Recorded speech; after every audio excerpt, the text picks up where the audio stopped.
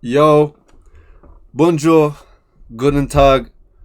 We have another newsletter called Changing Your Mindset. Is it possible? And it's been quite a few days since I last recorded a video.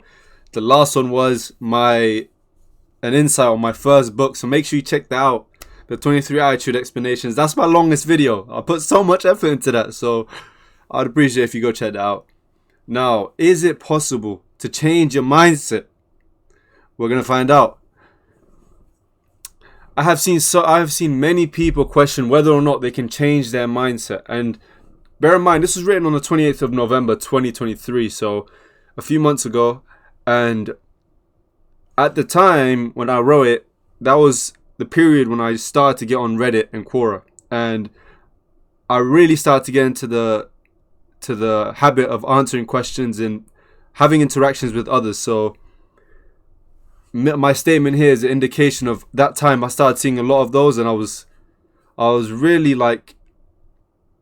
beginning to understand where people's problems lied within self-improvement. What is my answer to that question of whether you can change your mindset? Of course you can change it. Without a shadow of a doubt, you can change it. It does require unlearning and learning new habits to adjust to. However, it is possible, and it all lies within that thing between your head, which is your brain. And you need to make sure that you have the approach that you can change things. To change things. I think a great way to work towards doing this is adopting a positive attitude towards yourself, your environment, and your capabilities. If you lack that, then it becomes difficult to believe that you are capable or worthy of change. And it is so true. You know, it begins with you and your belief in yourself, and not having to have the next person tell you you can do it or not. It's in you. You have to learn to understand yourself because your subconscious is a whole nother field that you need to kind of be in tune with, so that you can give yourself that go ahead that yes, you can change, you can make steps towards your growth. However, if you adopt a positive attitude, create goals that align with your passions, that you can work towards, take things one step at a time, and not to be too hard on yourself. If you fail a few times, you can make it far over a long time. And I'm laughing because I put like 4 things into one batch and shipped out across, like Amazon delivery, DPD delivery, Royal Mail first class delivery. I just put all the advice I could into one. So adopting a positive attitude, this helps you walk through a life where things can be quite pessimistic and negative. It helps you push through and find opportunities and find that self-belief that is necessary for you to overcome all sorts of challenges. Number 2, creating goals that align with your passions that you can work towards, meaning they are achievable goals that are specific and related to your passions. You know, essentially SMART goals, really, because SMART goals, it puts all of that into one nice package. And so creating SMART goals is very essential, so you have things to work towards, you know, have goals in your life. Number 3, taking things one step at a time, you know, slowing things down, realizing you don't need to go at 120 miles an hour.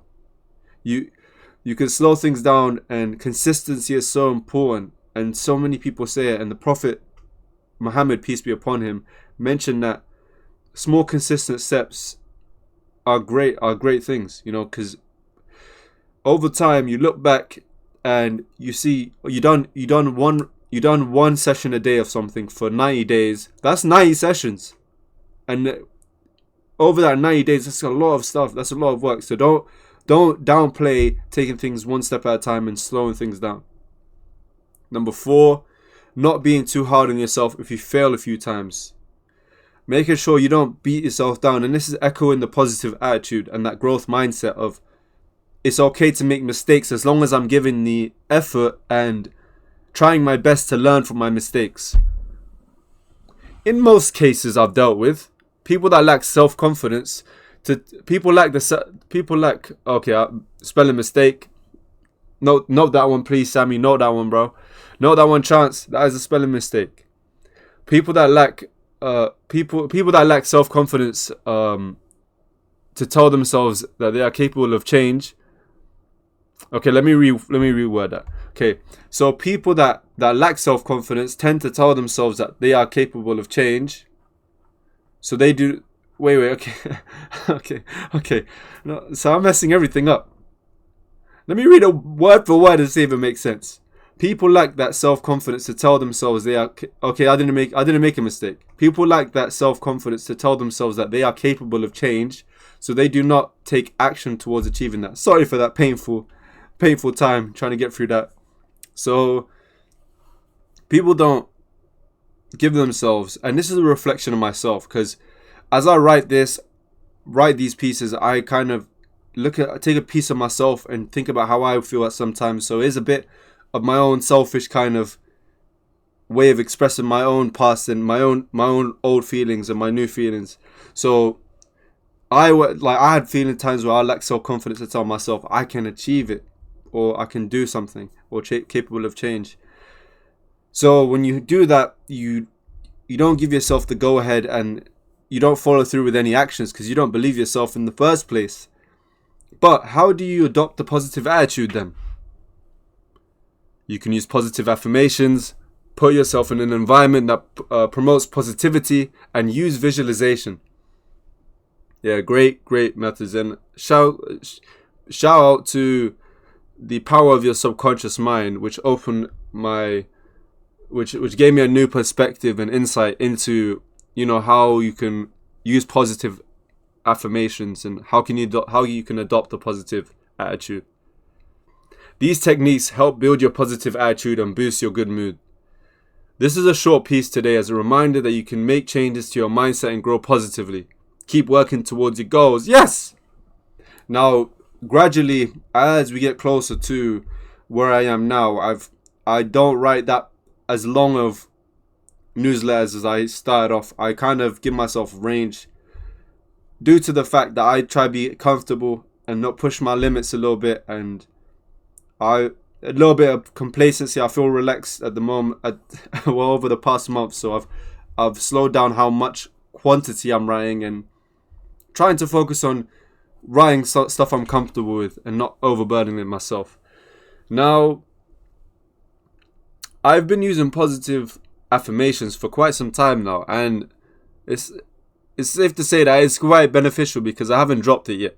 So it still goes to say that it's been quite the effective method for me to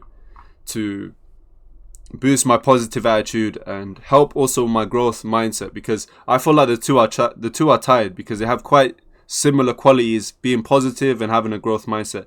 They intertwine a little bit in a lot of ways they intertwine. So try to build those two things and you'll see how they work together in the grand scheme of things.